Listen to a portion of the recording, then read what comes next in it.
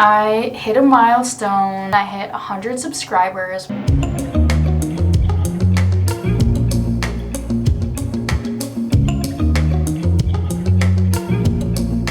Hi everybody, welcome to another one of my videos. If you guys don't know me, my name is Rachel Gore, and I post everything from vlogs to beauty to tech, and I also really love talking about curly hair and curly hair products. But I hit a milestone, I think just yesterday, and I hit 100 subscribers, which is so cool. I know it doesn't sound like a lot of subscribers because it's only 100. There's people with a lot more subscribers than that, but I feel like I've been really consistent with sticking to my YouTube schedule, and I'm just really proud of myself for actually hitting 100. In honor of hitting 100 subscribers, I thought it would be a fun idea to just kind of do my hair and talk about YouTube, because what's more fun than talking about YouTube on YouTube? But I am going to hop in the shower quick, do my shampooing and stuff off camera, and I will be back. Okay, so I just got out of the shower, and of course I have another spooky shirt on. I thought you guys would appreciate this. It's a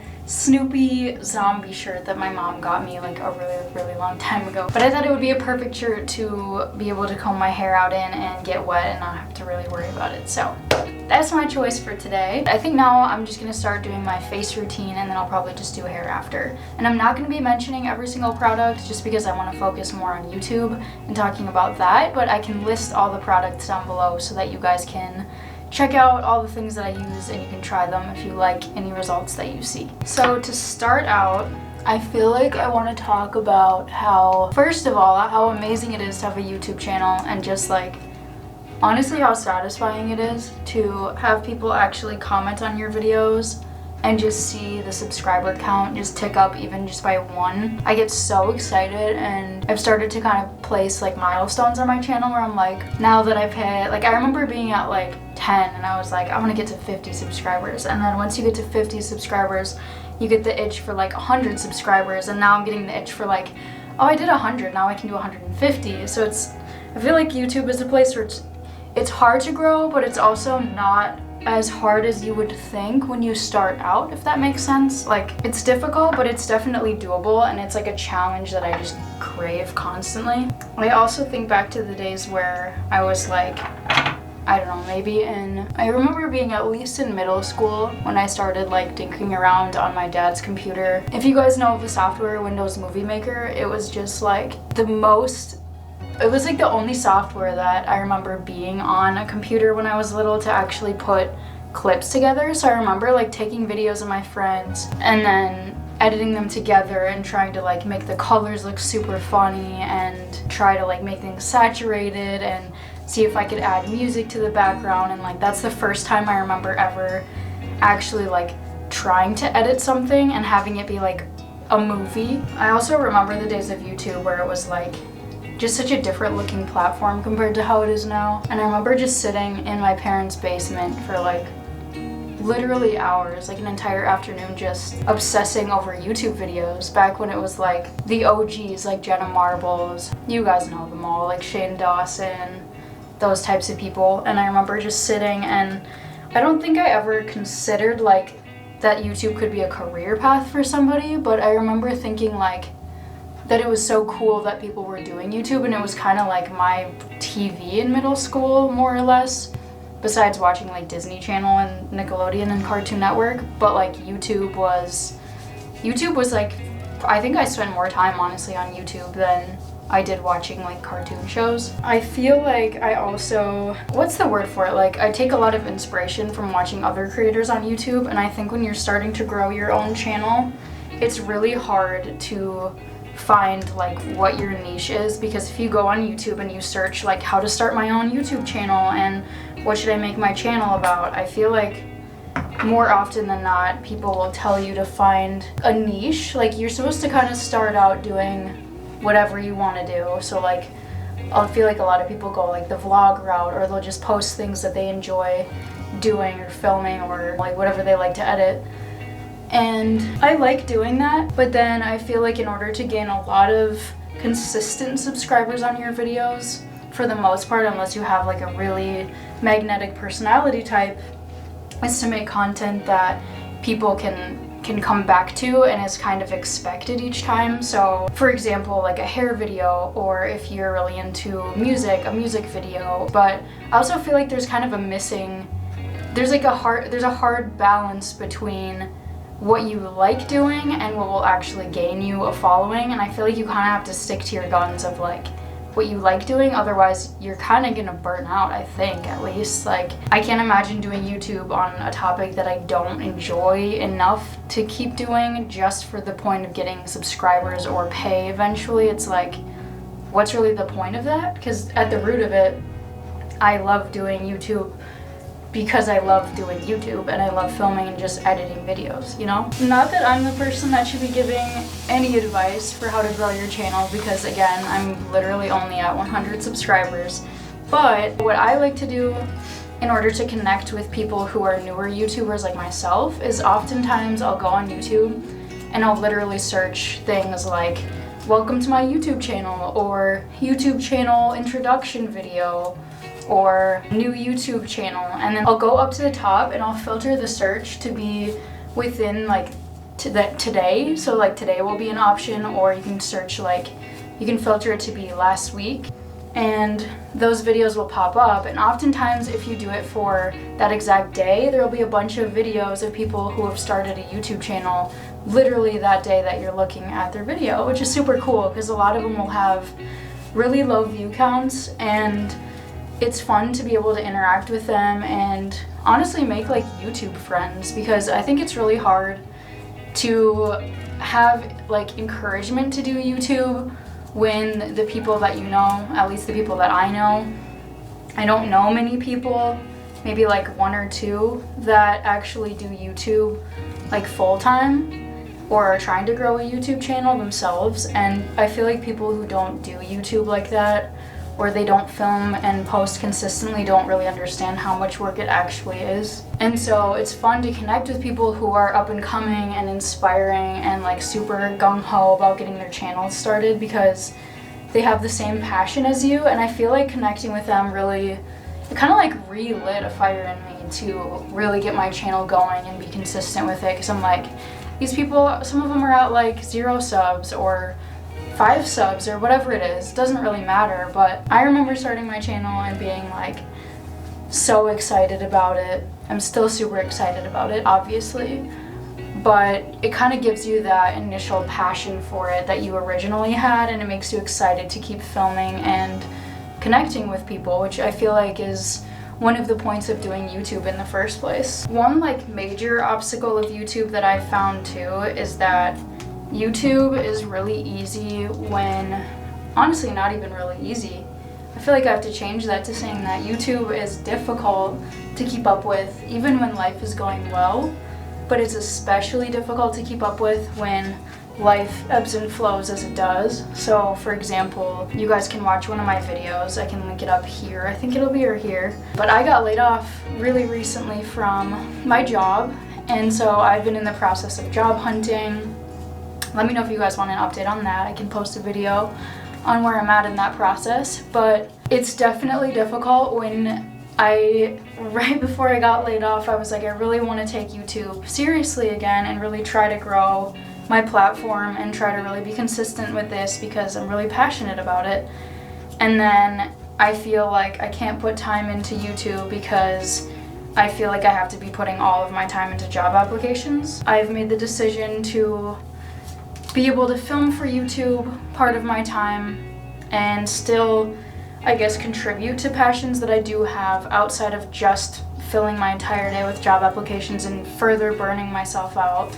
So I have a little bit of time for fulfilling a passion of mine, and then also job hunting, which I do enjoy, but obviously I want to keep my YouTube channel going as well. So I'm really proud of myself for not losing my passion outside of working, obviously, just because I lost my job, because then I would be doing YouTube like never, because I feel like there's plenty of times in life where things go haywire, or there's situations that you have to deal with, or you go through breakups, you go through family problems, you go through job losses, friendship issues, whatever it is. But if you keep doing YouTube, I feel like it just kind of has kept me on a really good schedule of being consistent, and weirdly enough has kept me in the zone of actually feeling like I have something I need to get done, like an assignment at work almost that I have to get done every single week.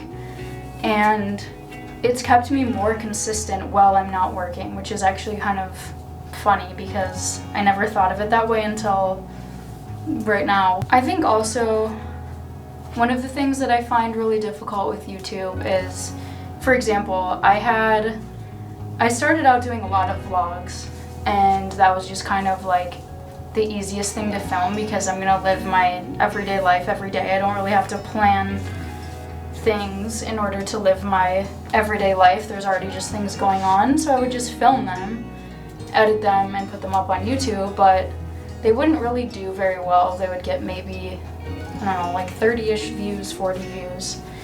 And I realized that I did this unboxing video of my iPhone. Again, I can link in whichever corner it shows up, and I think it's this one, I could be wrong.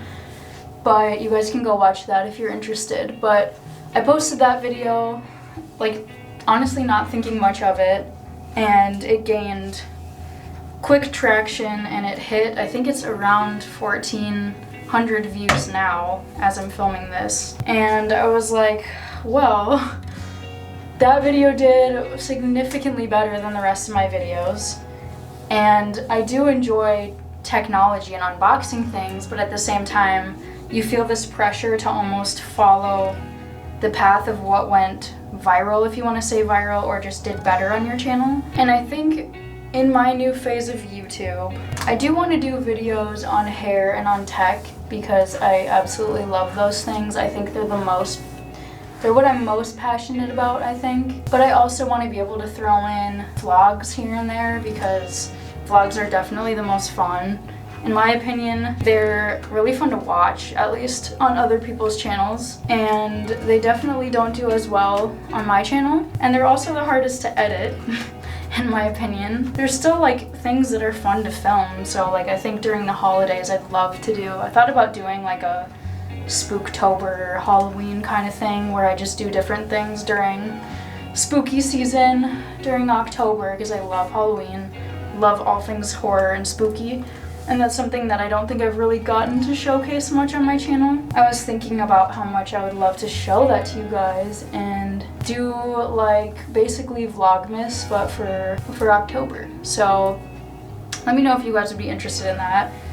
It's definitely off topic of what my videos do well in, but like I think you kind of have to just try different things out when you're starting a channel like I am and see what sticks, and also gauge it against what you're actually passionate about. I would also say, if you're new to YouTube, if you are trying to grow your channel like I am, but also enjoy your videos and enjoy what content you make, I would highly recommend checking out CATHRIN Manning. She's a super amazing resource on YouTube. I can link her channel down below for you guys to watch her if you're interested in her. But she gives tips on optimizing your videos for search and also like basically growth ideas for your channel, but also is a realistic person about making content herself about what she's really excited to post about, and not just for the sake of posting and gaining numbers, but actually not being happy with the things that you make. I think it also really shines in a video when somebody's happy about what they're making and about the topics that they're doing their videos on, because clearly, like, if somebody doesn't really care about the topic, I don't think they're gonna really come across as being very passionate about it. I feel like that's kind of a given. If you're not gonna be excited about your content, it's not gonna probably perform very well. And I feel like it's pretty boring. Another thing that I would say is I think at least having a banner and a profile picture at minimum, and having a day of the week that you post is really important. That's something that I've started doing. I post every single Thursday, and I really like to do this, even though I see that it could be restricting for some people or really hard to organize it to one day of the week. I find that posting at the same time consistently allows for people to know when your video is gonna come, so they're excited for it and they know when it's coming. Like, I know the exact time and the exact day of the week that my favorite creators post. So I want other people to feel the same way about me. My hair always gets so dry during this last little bit of my hair routine, so I'm just gonna wet it one more time just to be sure. I think another really good tip is that when you have a channel and you have a day that you're gonna post a video and you stay consistent with it, you get more used to the idea of having videos that don't necessarily need to be absolutely perfect, that you spent like a month on. Like, just post, honestly, because not every video that you work super hard on is going to be honestly even viewed by that many people, and it's not going to be seen as a masterpiece, and oftentimes you're probably, more often than not going to get the payoff that you put into your videos. So I think, at least for me, just getting jump started on your channel, just post. Don't like kill yourself to make the perfect video. It's okay if you have little typos or mistakes here and there. Like, nobody's really going to care in the grand scheme of things, and you can work hard, but like, obviously don't just burn yourself out making the perfect video to the point where it's not perfect enough to where you can't even post the video. I think I'm gonna tie my hair up now. I know you're not necessarily supposed to sleep with your hair plopped, but I'm gonna try it out today because I've never really done this. And I think I'm gonna sleep on it and then see how it turns out tomorrow morning. I look insane, but I think I'm gonna plop this up and I'm going to sleep on it, and then I will see y'all in the morning when I'm not looking like the head of a stingray. I hope this doesn't make this part of my hair too flat. That would be kind of bad, but we're just gonna rock and roll with it and we're gonna see what happens. This will be a little experiment for the morning. It could go horribly wrong, but I'm just gonna do this for now because I gotta go to bed. I'm gonna head to bed now and we'll see whatever the heck happens with this mess. I'm not even gonna touch it. I'm just gonna leave it like this and we're just gonna find out together what the heck this ends up looking like. Hi guys, it is the next morning now and I just wanted to show you guys a little bit of my hair and what it looks like. Definitely not the best idea to do this when your hair is wet and then put it up at night, because now I'm learning why. It's just because it's wet still. Okay, so I diffused just now and I got it pretty dry. I don't know if you can really tell on camera, but it's got the cast going on, so I think I'm just gonna scrunch it out now. I was also gonna add that I just saw on my phone some pretty insane news that Queen Elizabeth actually passed away just today, which is absolutely unbelievable. I feel like I think she was in her 90s for sure. I'm not sure exactly how old, maybe 94, but it's wild when somebody who's like really, really prominent like that passes away. I just thought that was a pretty crazy news story for today, and I think that's gonna be a pretty crazy news story for a while. I love this part of my routine, just doing doing the hair oil and seeing the shine and like the payoff of your routine. I feel like this one turned out actually pretty good. I was a little worried that it was gonna just stay wet because you're definitely not supposed to sleep with your hair wet like I did, but it actually didn't turn out too bad. So here is the final result. Here's the definition. I hope you guys enjoyed this video. Thank you so much again for 100 subscribers. That's so cool. I'm so grateful. And I'm going for 150 now, so if you haven't subscribed to me and you enjoy my content, please hit that subscribe button. I would really, really appreciate it. And I will see you guys next Thursday. Bye!